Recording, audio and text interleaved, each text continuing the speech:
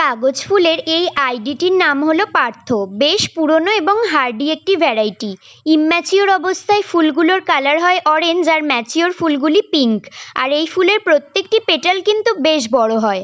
ফেব্রুয়ারি মাসের শেষ দিকে মালদা জেলার রামকেলির ঠিক পাশে রাধারমন জিউর মন্দির থেকে এই ফুলের একটি ছোট্ট ডাল সংগ্রহ করি। আমার মা আবার ডালটিকে ভেঙে ছোট দুটো টুকরো করে দেয়। এরপর বাড়ি এসে ডাল দুটোকে রুট হরমোন লাগিয়ে একটা হেলথ ড্রিঙ্কের প্যাকেটে বসিয়ে দিই। তারপর কেটে যায় 3টে মাস, আর সেই ছোট্ট ডালটা একটা নতুন চারায় পরিণত হয়। আর আজকে এই চারাটি রিপোর্ট করব, তার জন্য প্রথমেই আমি কাগজের প্যাকেটটাকে ছিঁড়ে নিয়েছি। তোমরা লক্ষ্য করে দেখবে আমি যে কোনো গাছের কাটিং বসানোর জন্য অলওয়েজ কাগজের বাক্স বা কাগজের কাপ প্রেফার করে থাকি। এগুলো ওয়ান টাইম ইউজের জন্য খুবই ভালো এবং সবার বাড়িতেই ইজিলি অ্যাভেলেবেল।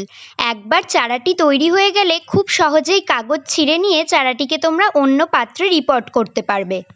জাস্ট একবার দেখো চারাটির কত ভালো রুট ডেভেলপমেন্ট হয়েছে। প্রথম দিকে এই দুটো ডাল থেকে পাতা বেরোলেও পরবর্তীতে ছোট ডালের পাতাগুলো শুকিয়ে যায় এবং এই বড় ডালটি সারভাইভ করতে পারে। ইতিমধ্যেই আমার আশেপাশে অনেকে বলতে শুরু করেছে, তুমি আর কত কাগজ ফুলের গাছ লাগাবে? কিন্তু কি করে তাদের বোঝাই বলো, কাগজ ফুলের যে 300রও বেশি ভ্যারাইটি। অতগুলো গাছ নাই করতে পারি, তবে বেসিক কালারগুলো মিনিমাম একটা করে তো চেষ্টা করা যেতেই পারে। যাই হোক, এরপর চারাটি বসানোর জন্য নিয়েছি একটি টব, আর টবের নিচে খোলামখুচি দিয়ে 1 লেয়ার মাটি দিয়েছি।